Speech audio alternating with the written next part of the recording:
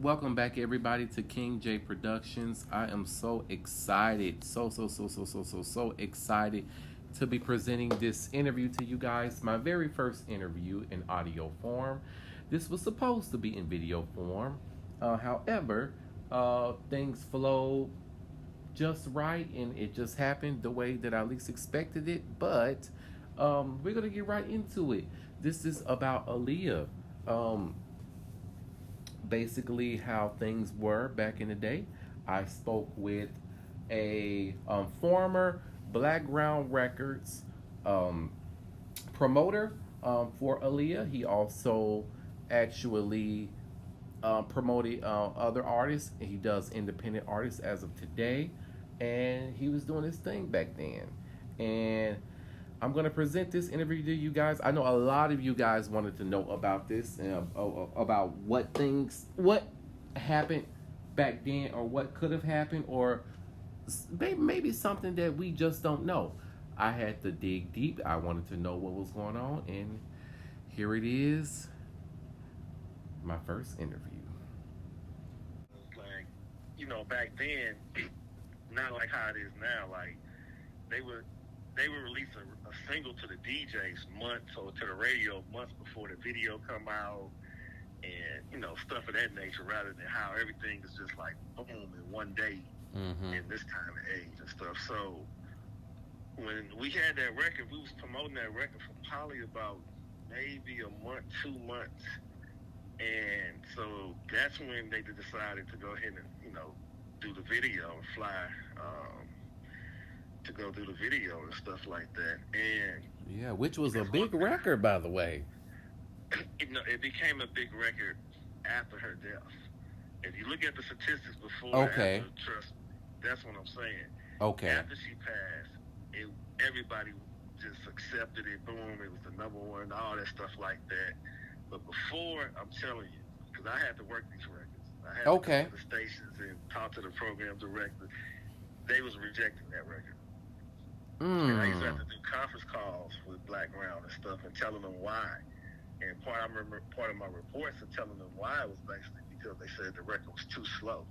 So you got to think this is in a different era. Because that record came out in '94. No, it came out later than that. Well, wait, because that was On Her Age Ain't Nothing But a Number album. No, Back Forth. Think about the Back Forth. That was the one when they flew over and she passed away on the plane for that. That's Rock the Boat.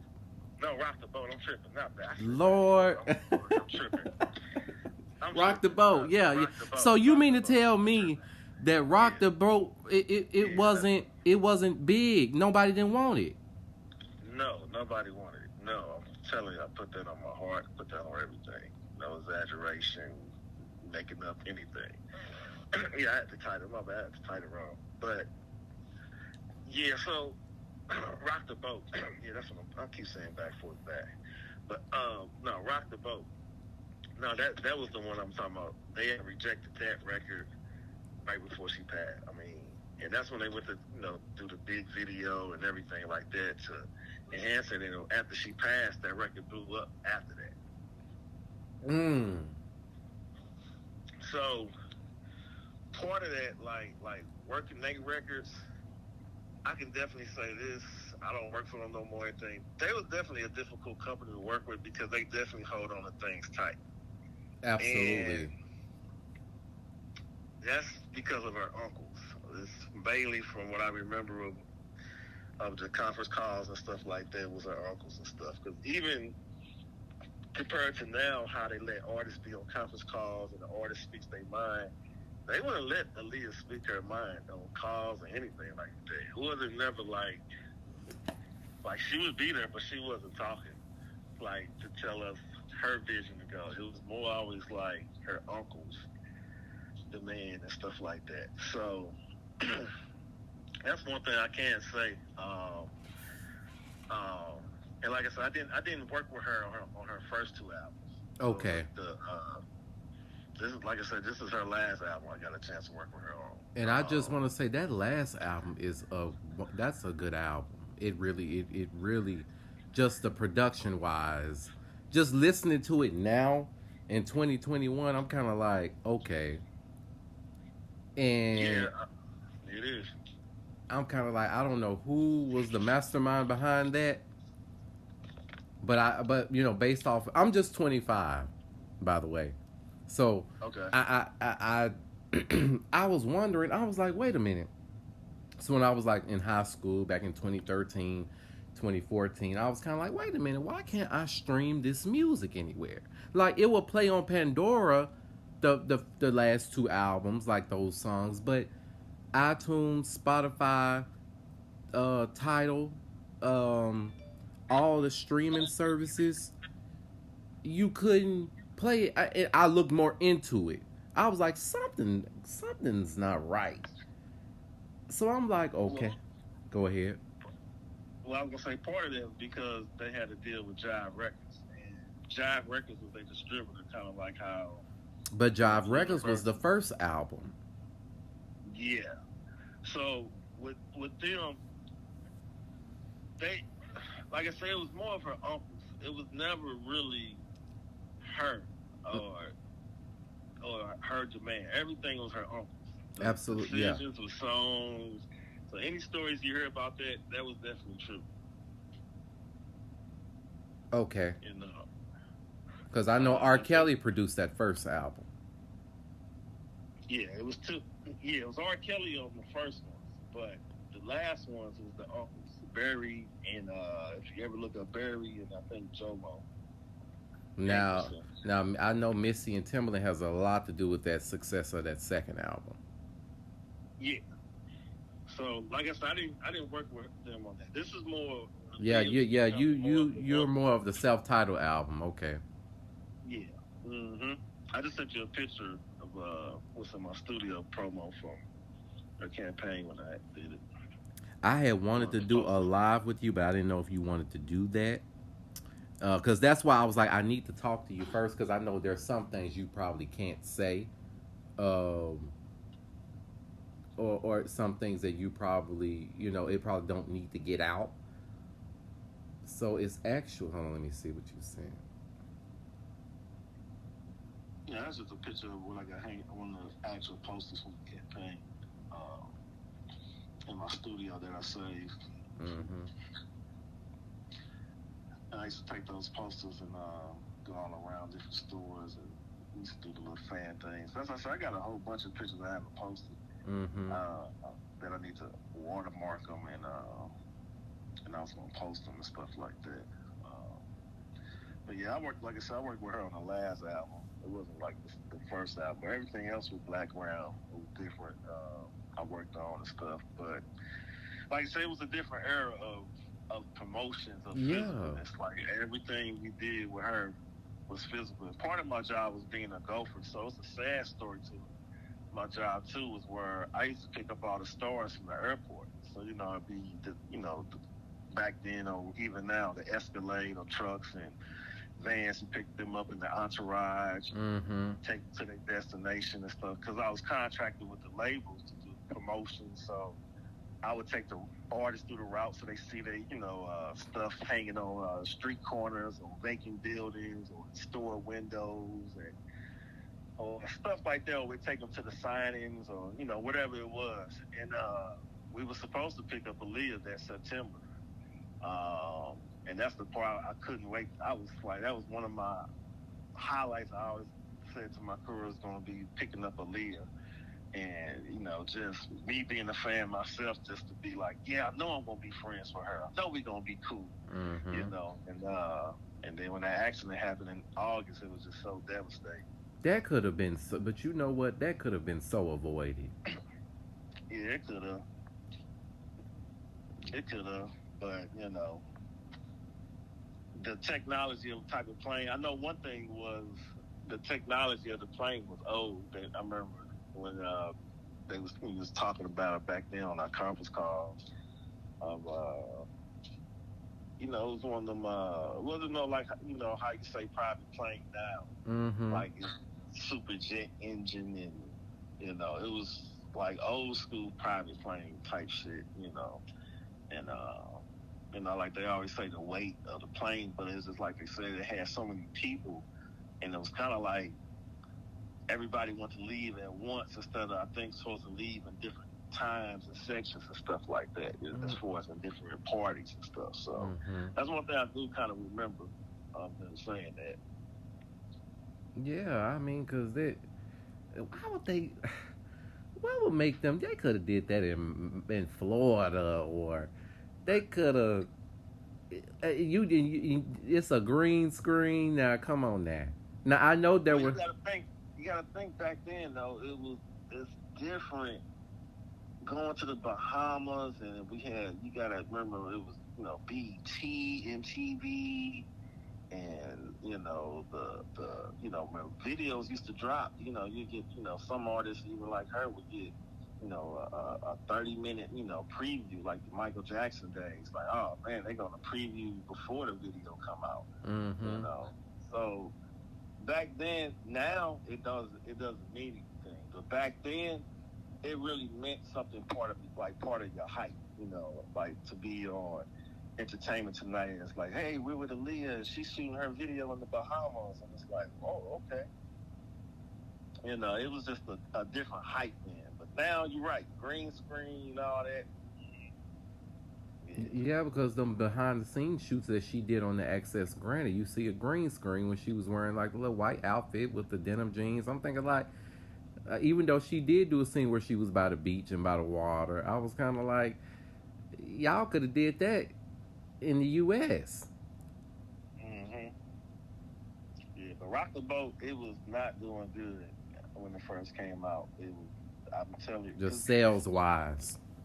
Yeah, because from her then, she was already doing the movies and everything, and the expectations. There was more of on her level of being a star, where it was expectation rather than gradually just winning gradually. It was like, this is the record labels against each other back then. This is not the independent mind frame of like what people think now with artists and stuff. This is really like, no, when we drop this, we need to be better than Toni Braxton and all those other type of artists coming out and people she was. So she was, I forgot what movie she just came out, and I think she was on her way to doing some roles in a play, like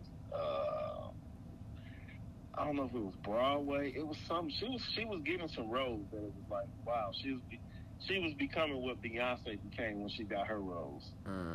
Yeah, well, we know she did. Queen of the Damned came out that next year, and I think that she was going to be in Honey and Sparkle. I believe that's what I read up. Yeah, it was something I remember she was going to be in, but yeah, and The Matrix. The Matrix. That's what it was. So like big movies like that, all that was coming for her. But when she dropped the music, the one thing that program directors were so used to, they was programmed to her having the Timbaland beats, right? The bounce, and I don't think the Aaliyah album had a whole bunch of that, did it? Yeah, well, the lead single was "We Need a Resolution" with Timbaland. And then Try Again was the last track on the album, so we know Try Again was Timbaland. But other than that, it wasn't all produced by Timbaland, I don't think. No, it was more Static, Major, and man, you just said it too. I just forgot that was the time when Static and Major passed, and they was really trying to push their sound together, but he ended up passing away. Yeah, because he didn't pass until 2008. Static Major, though, he was doing a lot of producing, though. He was with them already from the get-go. He was with them. Static Major, if you really check his resume, he's been with them for a long time.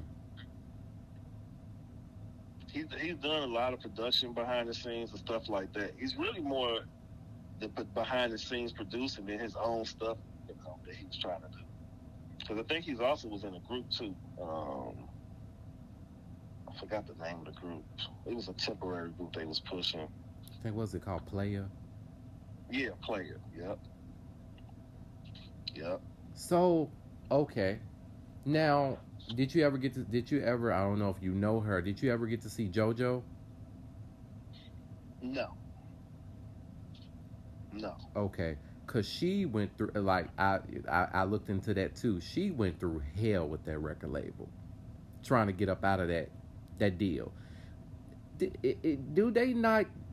Do it not be people that go over those contracts when they signed that stuff? And I guess it was a different time back then. Well, yeah, definitely different time back then. Back then it was more, I say, a trust level, of a representative level. Like now, you got to think now. The internet has made everything so direct. So like now, you really don't have to go through 5 or 6 people unless it's some type of major artist. But even like Drake, you can DM Drake and hope that he DMs you back. That's direct. But back then, to get to Aaliyah, how was he going to get to Aaliyah? You was gonna have to go through. I guess the uncle, the people that work for the label. Yeah, and best believe back then it would be 5 or 10 people that you would go through before you get to them.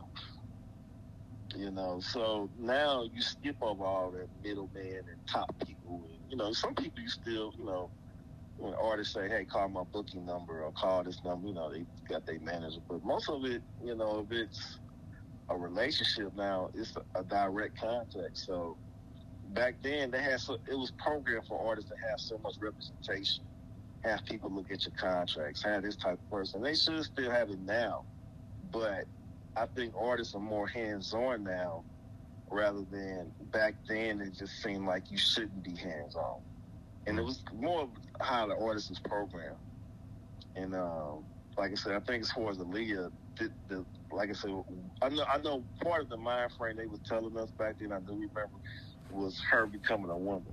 And that was, the album. Like I said, I was working with her on her last album, and that was more what that album was about than anything. Where traditionally, like they said, they wanted to upbeat, dance and all that stuff like that, like they did before. But this time, it was more about her just growing as an artist and her fan. Because as back then too, it was always the thing of having artists that started young and you grew with them. So Aaliyah fan base, even though you say you're 25, while she was alive back then, they was girls and boys that was 12, 13, 14 when she started on Star Trek or whatever the little stuff, and then the R. Kelly stuff, and even like the age ain't nothing but a number. Now that song is controversial now, but back then it wasn't, because people was getting numbers in person, like by like going to the skate rinks and parties and writing their numbers down on a piece of paper. So that was like more of the theme than anything. It's just like Yo Gotti saying it's going down in the DM. That's the theme now. So back then it wasn't considered to be like, oh, I'm 13 and you 16 or 17. That's wrong. Like maybe in the 20s, but you know what I mean? Yeah. Just back then in that day, because it was just a different era of how people approach each other and stuff. So with Aaliyah, she was treated more as a superstar, more of, like I said, like the artists I deal with now, I deal with the T.I.s, the Jeezys, just all different type of artists, the rappers more than anything right now. And all those guys and major rappers, even the Migos, we've done a promotion for. All those guys talked on the call.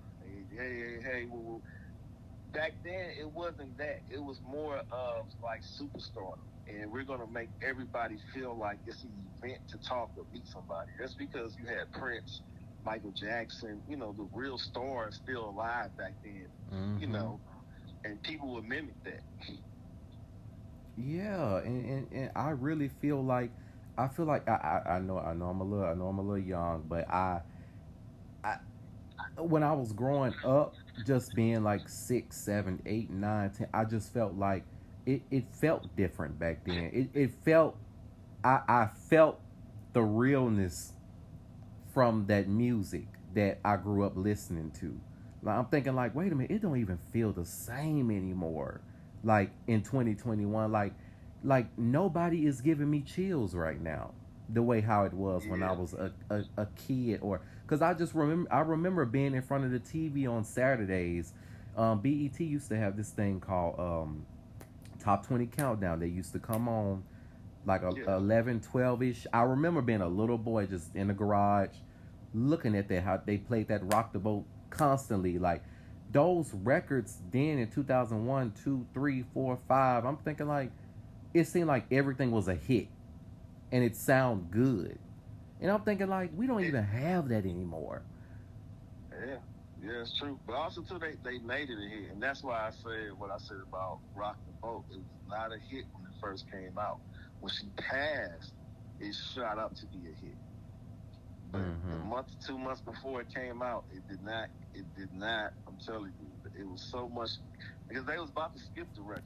I remember them, but they was about to go to the next single and skip the record because it was so much complaints of no, we want fast Aaliyah, the dancing, this is too slow, and woo woo Mm-hmm. woo, and all that different stuff like that, and yeah, and this is a different time in radio where radio was really all as one, where you damn near got a radio, one black radio station in each market, and that one station was playing rap, R&B, and gospel on Sundays. Instead of now, you get stations that play all rap or all R&B or all old school, or this is a different time where you had stations playing almost everything in one. Yeah. You know, so when they said it was time to play Aaliyah, they wanted that traditional Aaliyah. She was trying to break that, and it's it's it's sad that she did break it, but I'm standing strong in that, and I'm sure other people that promoted the records with me, or if you meet any other promoter, they'll say the same thing. That record didn't take off when it first came out, and mainly because of the tempo they wanted. They wanted something faster.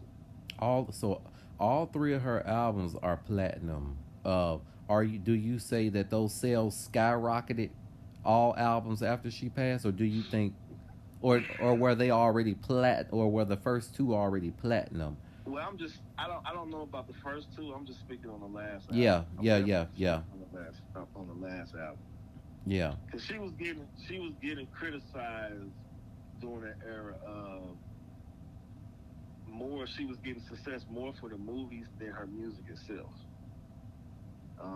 Because she was getting, she was doing the real movies. She wasn't doing like BET movies. She was doing the Jet Lees and the kung fu movies and all that different things. So it's becoming that is she a real good singer, and then and she had the mysteriousness. Like she was so mysterious. So yeah, of Right. course, the R. Kelly allegations, and she would never say anything about that. Never.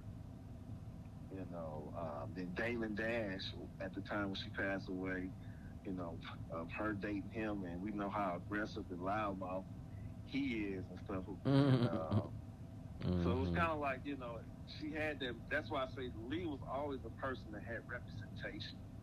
Like she always had representation. It was never something like she just did on her own or spoke on her own. It was always people speaking for her, and I think that's why it's so much confusion of putting her music out because so many people in her family or circles constantly just want to speak for her instead of it just being what it is. Yeah. So I know you probably have seen the news about the label relaunching, and I want to Mm-hmm. talk about how the label it went defunct because I looked into that too, but they've relaunched. So if the label goes away, and I guess they when they lose their distribution deal or whatever, how can it be relaunched if because they put in her albums on streaming? One in a Million just came out a week ago, a week and a half ago, and the Yeah, so self-titled album is coming out next week. Well, September the 10th, because I ordered the it's a box set. I don't know. They done relaunched a new website. They got Tank, JoJo, Timberland and Magoo, Tony Braxton's Libra album. They relaunched it, and now they done gave it to the Empire record label, where I guess Barry partnered with them. How did they do it? How could you manage to do that? You got to have money to do that, don't it? no, not with Empire. Empire, I mean, Empire just has basically, it's almost like truck driving. They just have a good network of digital distribution. I mean, it's more than just getting into Apple um, and Spotify. It's really pressing the cheat code. Everything in the music business, there's a cheat code to it. So there's the thing of making it look like it's doing it on its own, and there's also the thing of pressing what we call, like, I guess we call it the George Bush button or the president button. At the time, we said George Bush because he was president during that era, but um, pressing the president button, basically the red button. It's like, man, skip all the bullshit. Get this record to number one. When people open up their phones, make sure it's the first album or the second album that they can pick from. Like, all of that is a game, you know. And if you're dealing with the right network, they know how to outbid everybody else to gain the right billboard space or television space or radio space for your records and stuff like that. So even, like I say, like how I told you, I was dealing with to go back with the guy on the radio show, like that was comparing him to Ricky Smiley. That's part of the game of getting those records played, doing them shows, doing them hours where it's the most listeners during the day, compared to getting records played at 4 a.m. A lot of people get paid under the table because nobody's listening at 4 a.m. So you hear a lot of independent artists that you never heard before sometimes during them hours. But like during the prime time, going to work and you seeing it on your phone. As soon as you open up your title or Spotify, it's like I said, the first or second suggestions of an album to play, even if you like the music or if you don't like the if you like the music or if you don't like the music. That's part of the whole distribution of what Empire can do. Okay. Compared to you doing it on your own, it's almost it's a hellified job. And um, could you win more doing it? Yeah, but to press the cheat code and wake up and say, I need the whole world to be on the same page all at the same time. That's what Empire does with the music now. So it's not so much of them making the music, because they don't have to make it. The music is already made. It's just, like I said, kind of distributing like this truck driving to all these different areas and states and making sure that once it gets there, it's the first thing off the truck and it's prioritized. It's prioritized as a priority as far as getting on radio, spins, Pandora. So all that's going to be bumped up, you know. Even now, if you notice, there, I think it's like 2 or 3 records that came out with her samples in there. I can't think of the artist's name, but it's a girl. She has a Aaliyah sample in her record that just came out. It's somebody else, and I wouldn't put it past you that Drake goes ahead and put that Aaliyah stuff that he had did on this new album that come out, because if they give out permission, because that was part of the thing too. You know, he did some type of Aaliyah music and samples and stuff, and they wouldn't approve that. So it's been. How did I know they lost their distribution deal years ago. How in the world can a record label go out of business? How can that happen? Because it went defunct. Well, I told you, they try to launch so many groups that, for one, let's put it like this: they try to launch so many new groups, and those new groups never really took off. Okay. You got to think, even when they had Tank, did Tank take off now, or did he take off then? I mean, he was cool then. Tank definitely took off just a few years ago. He was alright back then, but based off of he definitely blew up just a few years ago. Exactly. So that's my point. Back then, they spent hundreds and hundreds and hundreds of thousands of dollars on trying to launch Tank, and it was just okay. It wasn't like what it was now. But it is like the music he putting out now. It was just okay. Were like you? I said, they had, But were you a part of them when everything was just when they was going out of business? Did you get to see that? I didn't. I was part of I saw it, but I wasn't there in the room. That's the best way to put it. It's almost like you you work for Macy's and Macy's going out of business, but you just work there. And you hear what's going on, you see, little things here and there as far as, but when you finally come to work one day and it's just over with, it's just over with. Okay. So it wasn't no announcements made like, hey y'all, this is it. Today's the last day we stop. It was just basically once Aaliyah died, it was it. I mean, they tried the Timberland Magoo thing and different things like that, but the music industry was shifting.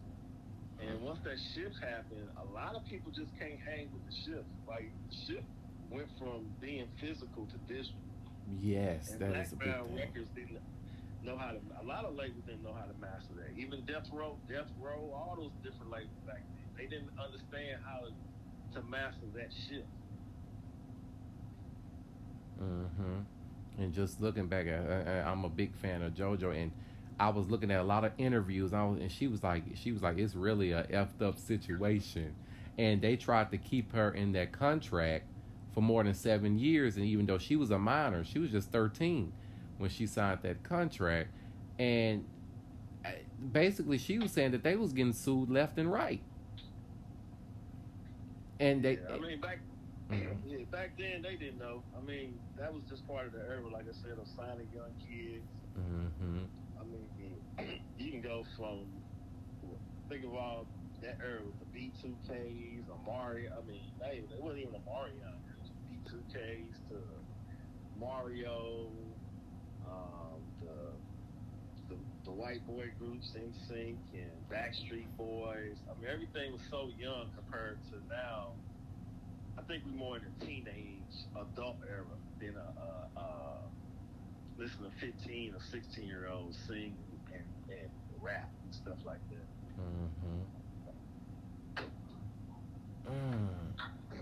So yeah, I mean that's the thing. Like I said, I was toward the end of what they was doing, but it wasn't no. It was just more of a transition of new rap coming in. The Little John era came in. The whole Yin Gang, all that like loud music era came in of rap.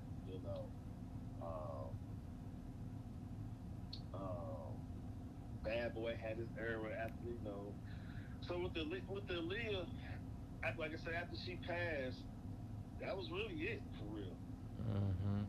Because I I read that. mean, Because I read that they lost their distribution deal with what Virgin Records or something like that. I read after that. What? yeah, and a lot of that stuff wasn't. You got to think too. Back then, as soon as you said Virgin Records, like I worked for them too. Um, a lot of those labels they all merged and stuff. So a lot of the merge people didn't go with the merge, or the merge didn't include them. So yeah, Virgin and it was a couple other labels that even Jive, they all got part of that merge and stuff. Like now it's just Republic. They all going under Brother Republic, Universal Republic, and the one that you just named, Empire. And I mean, even now you don't even hear people say Def Jam. I mean, even though Def Jam is still around, but it's like that era is gone now. And yeah, so like I say, yeah, with the whole Leah thing, I was just like part of that one project. And like I said, we just did the whole campaign for the Rock the Boat thing. Like I said, when we first did it, it got rejected a lot. And one thing Blackground did, like I said, that's why they flew her to the Bahamas or wherever it was, to try to do the video as big. And like you said, they didn't have to fly all those people out there, but they flew a gang of dancers, a whole bunch of shit. Videos back then was different too. It's not those little handheld cameras. It was big cranes, big big old cameras and shit. So when they talk about the weight and all that stuff, I think people have to put all that in consideration too with people bodies and stuff like that too. Yeah, and the pilot, talking about the pilot that was on drugs. It don't even add up. Because how does a person, how did he even get to drive the thing anyway? That don't even make sense. Yeah, I mean the main thing I'm just going off not so much what I heard the media, just when we used to be on our calls, it was just basically like they said the first thing they were saying was just too much weight on the plane, and then they got to the media, but then they were just saying like from what I remember it was just the camera crews and all those extra dancers. It was supposed to be like 3 or 4 dancers. I think it would be way more than that. I don't know the exact number. Mm-hmm. And instead of taking 2 planes, they all try to pack and go on 1 plane. And the plane wasn't no super jet or nothing like that. If I'm not mistaken, the plane was one of the planes, I always call it Pelican planes. Mm-hmm. They got the Pelicans on the outside and just like a loud more starting up or something. Mm-hmm. So Did you take any pictures with her? no, I never got a chance to meet her. Okay. I remember I was supposed to meet her in September. We were supposed to do a whole concert. I actually got pictures of what we were supposed to be set up for a concert. We had to turn it to a memorial. I got pictures of all that stuff, but yeah, I was supposed to pick her up in that September, pick her up, take her to the radio station, and that was my thing. Like, it's the only thing I ever did with her was be on a conference call. When I was on the conference calls with her, she didn't say much besides, thank you guys, I appreciate you, things of that nature. Other than that, we dealt with her uncle. I think it was Barry at the time. Mm-hmm. And I forgot the other rep's name. Kadar. If you look up a guy named, I don't know if he's on the internet, but I know his name was Kadar. Mm-hmm. And he was part of the New York office promotions with the labels and stuff, but I don't know his last name. It's been so long. But yeah, she was on the call, but like I said, never got a chance to be like, yo, what's up, Aaliyah? Me and you, what's going on? What you doing today? Mm-hmm. Nah, I just got to like I said, just thank you, appreciate you, and other than that, as far as her point of view of how she wanted her stuff to be worked or pushed, and she had no opinion on that. That was all through her office and stuff. Mm-hmm. Was the money good back then doing what you was doing? Oh yeah, they used to pay us anywhere from like $1,500 to maybe up to maybe $3,000 a month. Mm. Okay. Do you still do that now? I do it for independent. I don't do it for major labels, but it's kind of like the people I've came up with. They still do it. I like even like my brother. I'm not sure if you ever heard of ATL Top 20. That's my brother, and he's very heavy into like all the new artists, the Rainy Ruchis, and all that stuff like that. So I kind of live it through him on that part. Like I help a lot of independent, up and coming artists, like give them advice, stuff like that. But I don't really do this full time as a job because everything is so independent through the internet. Yeah. It's rare to have anything physical. Like once I post these pictures, you're gonna see how we used to take a whole street and post nothing but Aaliyah pictures, posters. I mean, nothing. Like I'm talking about like 50 of them back to back, all lined up. Like Yeah. that was like the awareness of like when people used to go to LA and New York, like post that shit all up and down time and push them up on poles and running from the police. Like that was the thing. This was illegal for us because we was actually running from the police as far as it would be considered vandalism and stuff like that. And a lot of, I mean, have we ever got caught? No, we never got caught. Mm-hmm. We probably been stopped, but they know what we was doing. But you just don't see that anymore because record labels now everything is going through ads. people purchasing ads and Instagram ads and like I said, you just don't see the physicalness anymore of artists reaching out and touching the people, having physical CDs and posters for sale and stuff like that. They always might have like T-shirts and stuff, but just that physicalness of being a fan is not there. Because I think you said you bought the box set or you bought a collector set. They have. You know, I don't know if you've been here. I don't know if you've seen any of what's been said in the media. But you know, like I said, he's relaunched this label with Empire, and they about to put like the physical, the CD, the digital, the physical, the vinyls. It's some T-shirts about to come out. Um, I bought the self-titled album because I was like, I just want to, I want to feel the physical. I wanted to get that, and I wanted to get the everything that came with it. Because I was like, I was like 5 and 6 at the time, so I couldn't get all of that back then. So I was thinking to myself, how did they manage to do that and they went out of business? That's what I couldn't put my hand on. But I guess if you own the copyrights and you have, I guess if money has to be involved, I don't know how that works.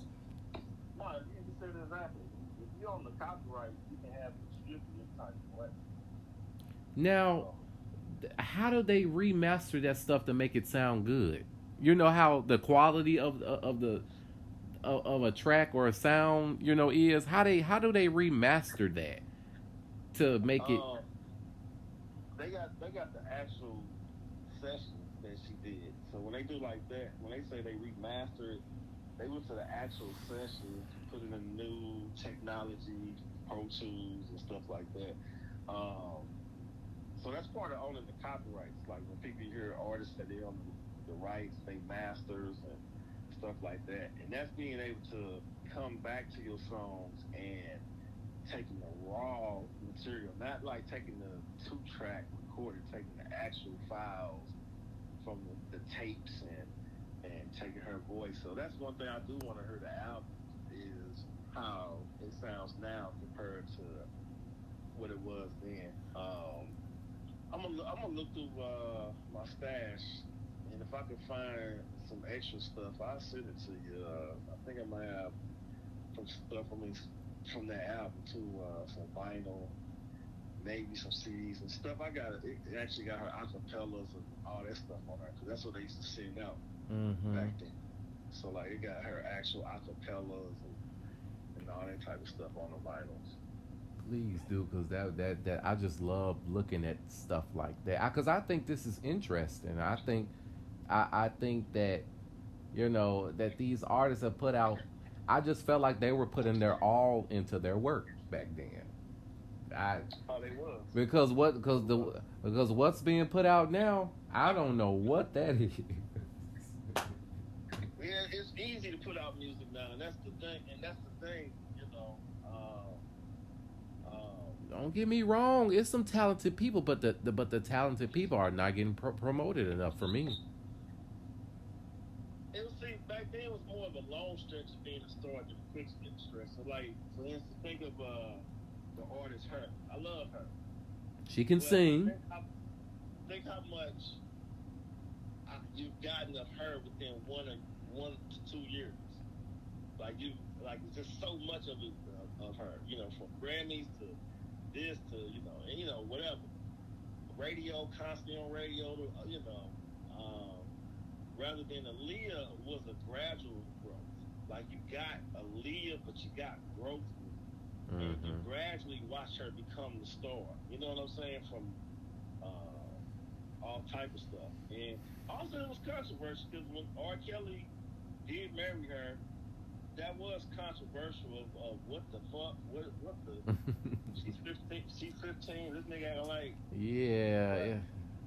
It was a different age of entertainment. If you said you was 23 and you really was 35, you could have got away with it. You can't do it now.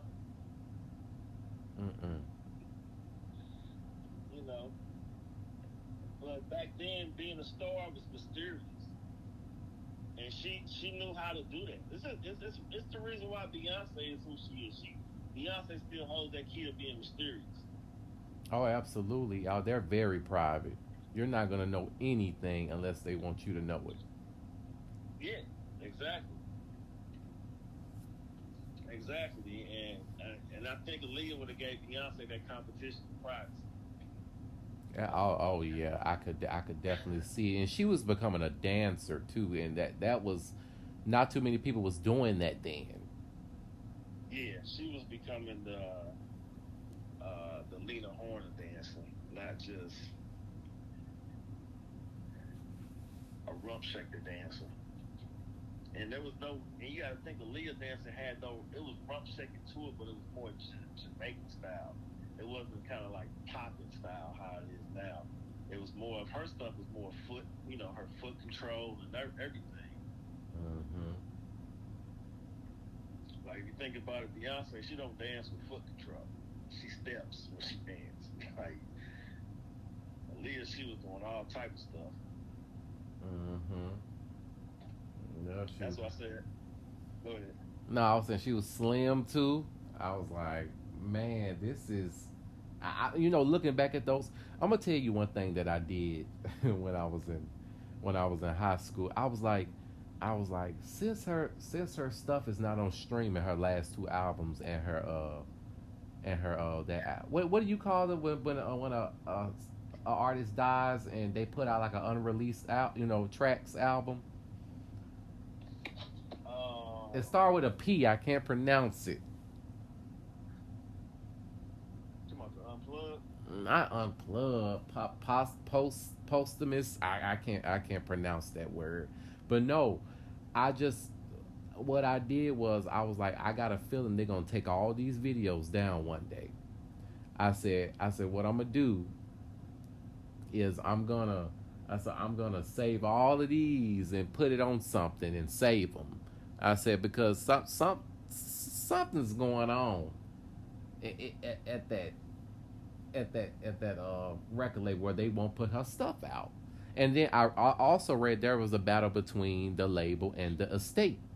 And I'm just thinking like you would think that those two would coincide with each other, but it's the uncle versus the brother and the mother.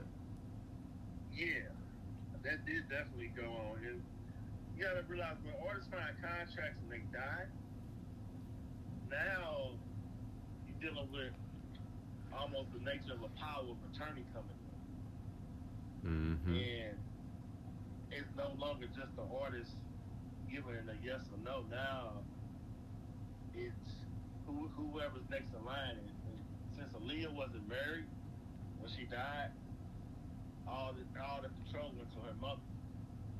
It's just like, and I say that because I used to be a funeral director too. Mm-hmm. I used to have to deal with that with families and stuff. So when she died, her mother got the control, and now it doesn't go to the uncle and stuff because of either that's how the contracts was, because it can always be in the contract upon death this person becomes the representative of this person, Mm-hmm. and whatever her mother didn't want to sign off on or didn't want to happen, it could have been held up because of that reason. There's no telling what that contract stated. So it definitely switched once she passed into having the power of attorney and her mother becoming the representation. Her mother had nothing to do with her music or anything before that. Her mother was just an inspiration. Her mother wasn't the one writing the songs or coming. Her mother, once she passed, her mother, it's kind of like I said, became the power of attorney on her stuff. Mm-hmm. Due to the nature she wasn't married, and same thing. Think about what happened to Tupac and different other people when they passed. They hear about their parents taking over their estate. Mm-hmm. Yeah, because So yeah, and she passed away. His mother. yeah, so it almost be like in the essence of like if something happens to Beyonce, Jay-Z would take over this stage, not her mother or parents because they married. Right. Yep, that's a spouse. They probably got that all set up now. They've had plenty time to do that. Yeah, so that's the whole thing with Aaliyah. It's people taking over her estate that really wasn't really a part of the planning of her music career. Hmm. What I did was uh I ordered the box set. It is a part of Blackground Records. I ordered that, but I was like, I don't want to just do this. I said I'm gonna donate something to that memorial fund too. So I got me a money order yesterday morning, and I said I don't want to give anything to Blackground if I'm not giving nothing to the family too, because I heard that the family is not benefiting from those streams. I don't know. I mean, that's the. See now, I tell you, you're dealing with the record business, and there's no telling now. I mean, it could have been a court order to release this album. Who knows? Mm-hmm. Yeah, yeah. We need Diane and Rashad. We need them to do an interview and tell they side. Barry already did an interview a couple weeks ago. We need them to. He did? Yeah, he did. He did. He. If you ain't seen it, I can send you a link. But Yeah, send me a link. yeah, I'm a hold on. Let me see. He did a he did an interview saying that he wanted to wait until he got the right people to release the catalog to. I was like, man, it took you over 10 years to do it. He just wanted the right percentage. That's what he said. Let me see. Where this interview? Because I looked at it. Let me see. Share. Copy the link. Yeah, but I heard that the family is not getting a part of Yeah, I wouldn't even be surprised, to be honest with you. Because, like I said, we in a streaming era. well, It's so hard to tell somebody what percentage they're gonna get off the kid.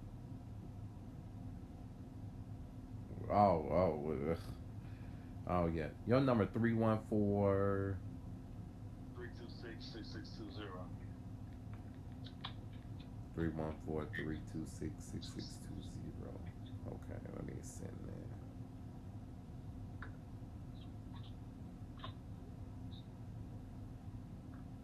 Yeah, so yeah, I was like, it definitely, I definitely thank you for like actually taking the time to actually talk to me about this, because I've been wondering for years, like something's just not freaking right. Like I just had this feeling like somebody ain't saying something.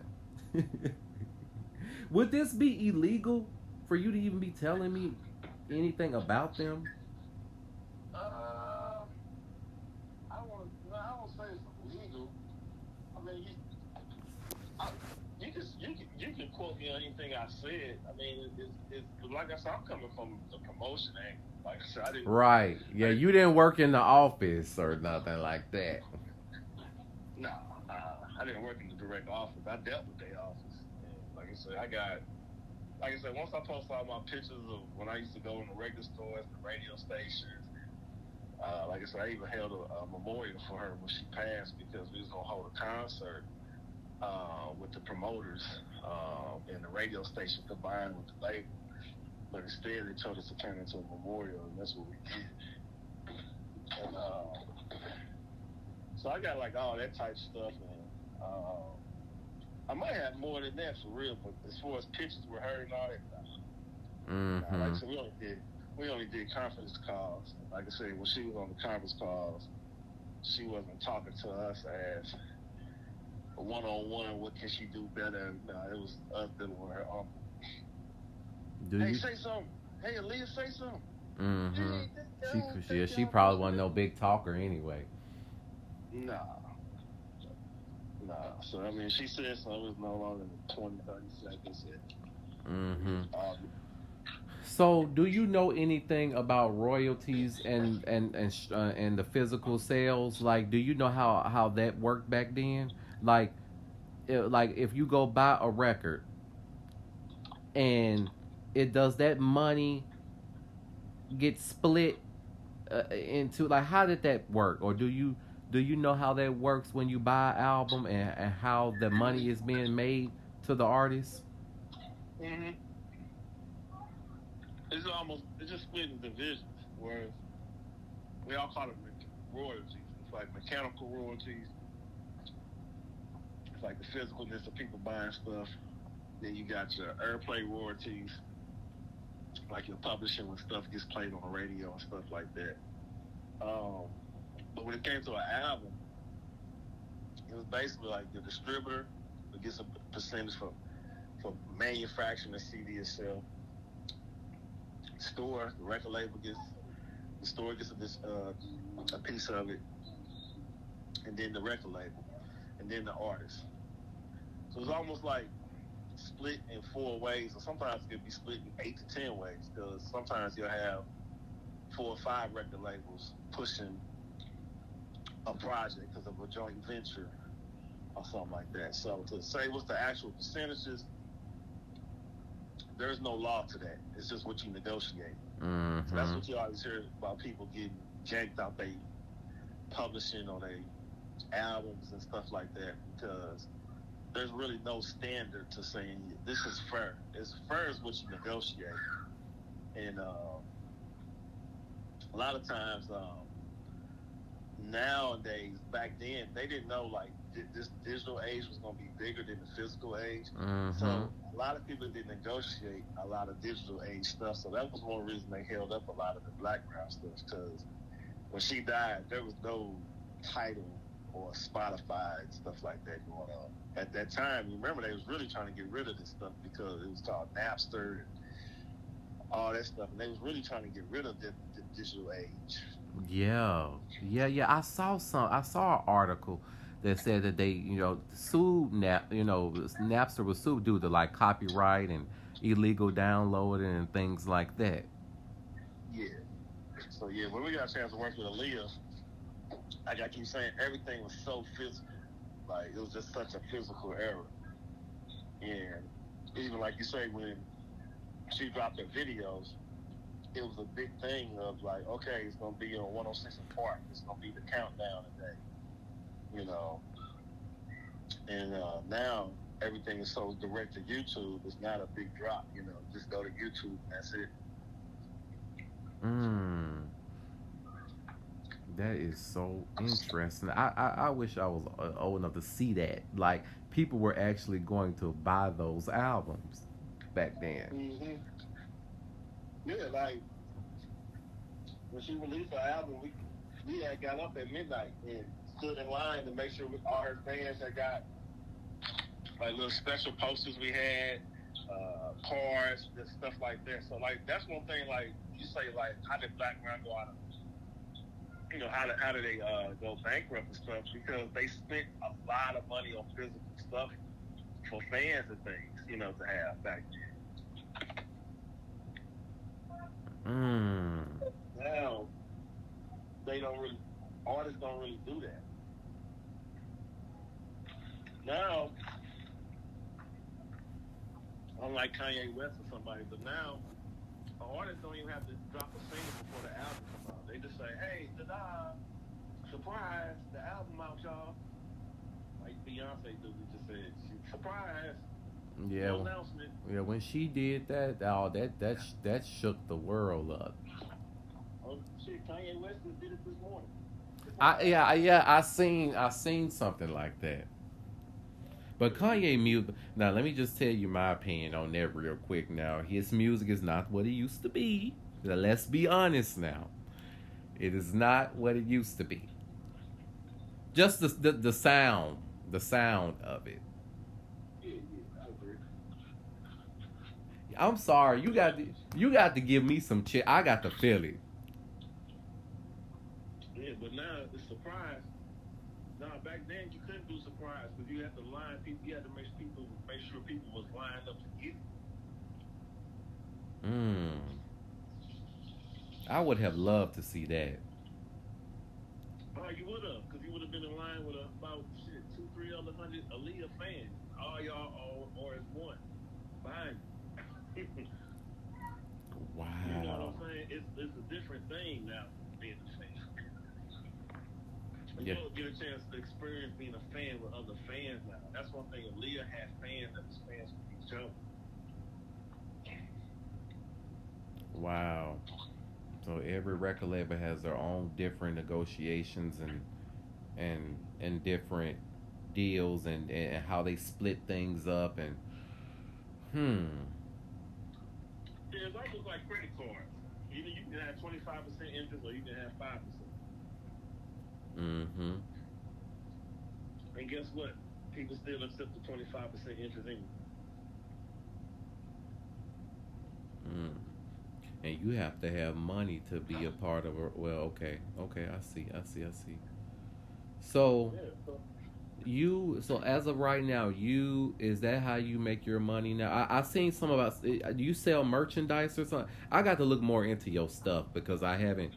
I skimmed through it. No, I'm not actually on my way to a pop-up shop right now. Like what it is, I turned my company Addicted Dopeness. That's my company, Addicted Dopeness, and it was part of a promotion company, but now it's really kind of like a / DJ company, merchandise company, because right now we DJ a lot of events, and then we also sell our own merchandise too. And the merch was really an accident. It wasn't something we was doing as our priority was just we just. I ain't gonna lie, I have to give my partner all credit. My partner, he's really into fashion. Like he's the one that makes sure his clothes is ironed and his shoestrings match the hat. And he went to get some shirts made with our name on it, and everybody just said, "Hey, wow, shit!" Almost 1,000 T-shirts later, now we like, "Shit, yeah, we do merch now and stuff." So that's kind of like what it is, where it came all the Addicted Dopeness stuff came from the music, but now it's kind of like we kind of turned it in for something for ourselves more than instead of we don't really advertise as a company. Hey, who needs they record promoted? It's almost like either on your own or don't. You know what I mean? Okay. It's not really advertised as artists. This is our services and this is what we do. I mean, just go to our website. You'll see. Our website is addicteddopes.com, and that breaks down. If you look at our picture gallery, we got pictures for everybody. Light Skin Keisha, Dipsey Hussle. We do, like I said, a lot of new age artists and stuff. But we don't really do it kind of like how we did it back then. Now it's just more of a meet and greets, have a couple of DJs, hook up with an artist, or either when an artist come to town, we might do the DJing for them. And that's really what it is. It's really not like how I just said with the Aaliyah, we just did the promotions, launched the records, and it was just a total thing. And this back then I loved music so much, I didn't care what the job was. I was going to do it. So from putting posters up to running to the radio stations to working my way up to picking up artists, it was, like I said, it was part of my internship that turned into a page. And that was a part of something you went to college for, but you kind of made it a thing, and you just Exactly. How you end up getting that job? It knew somebody, or you just? It was basically like you just said, college credit, and I needed some college credit. I was outside of the school, and I was gonna do an internship directly at the radio station. But the guy, one of the head guys there, he had his own promotional company, and that's how I got the job with Aaliyah and all that stuff. He just pulled me out and said, told me I don't need to work for the station. I can skip some steps because he saw my ambition, and And shit, that's basically what I did was really really luck, man. To be honest with you, I mean, it was my ambition to do it, but it was still luck. Uh, Me pushing myself to say, hey, I'm gonna go to this radio station, and apply to be an intern today. But the day I did it was my luck that somebody saw me and said, hey, man, come with me. And ever since, everything I've been doing this ever since. Mm-hmm. Okay. I'm definitely gonna follow you, keep up with you, and I'm definitely gonna check more into your stuff and see what you got going on. I haven't looked too deep into it, but I said I'm gonna reach out to him, and I said I'm gonna talk to him and see, you know, you No, I know. appreciate it, man. Hey, I mean, I remember one thing before you go is I was I was gonna tell this story, and I'd be so busy, man. And sometimes I ain't gonna lie, when I about a year ago I was gonna tell the Aaliyah story. I was gonna break down, go find all my old cameras and post the pictures. I said, man, don't nobody care about this story. And I left it as that. And for you to hit me up, maybe just reverse my whole mind frame of like, man, let me go find these pictures and it tells us a story and stuff like that. Because, like I say, now people do with hashtags and anything that's typically, people can find it now easily. Mm-hmm. Me, I'm just a. I have a I have a passion for music. I've always have. That's just been within me since. But I always was wanted to know more about the artist and just more. I know what good music is, and I know what it's supposed to sound like, and so I just that's just been. I've always wanted to be involved with that. You know, just wanted to be involved with. Okay, what goes on behind the scenes? How they make that do that? The remastering. Who produced that?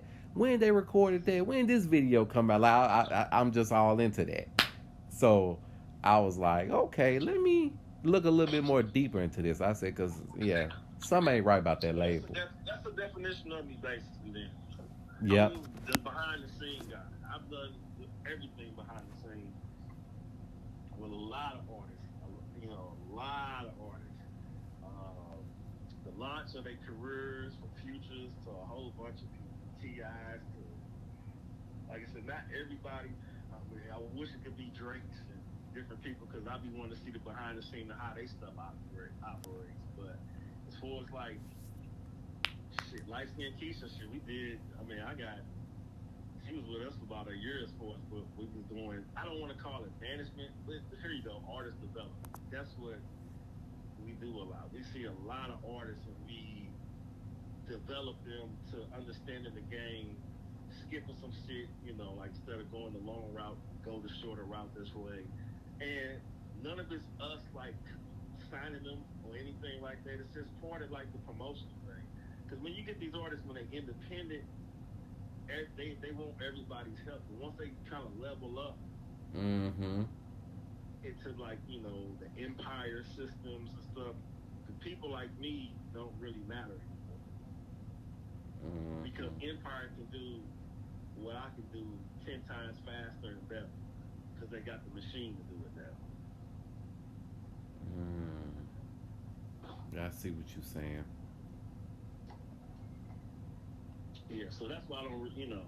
It's a lot of people that advertise themselves as what I do, but the reality is, I mean, it's just them hustling and either catching people that want to be vulnerable or not.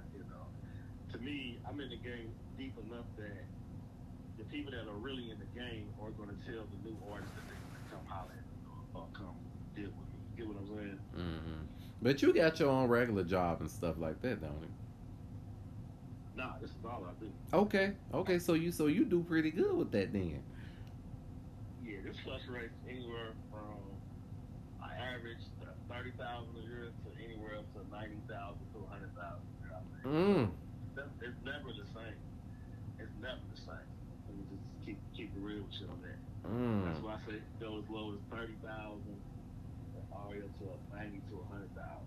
I, yeah, this is all I really do. I mean, But see, the type of person that I am, I'm not going to limit myself to this. That's why I said I went to go try to be a funeral director, and when I realized, oh, I can do this when I turn 80.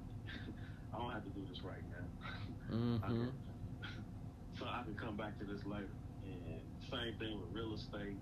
So no, I don't limit myself, but as far as career-wise, this is definitely what I do. And if somebody if you ask somebody about me or whatever in the game, whatever, they're gonna say this is what I do.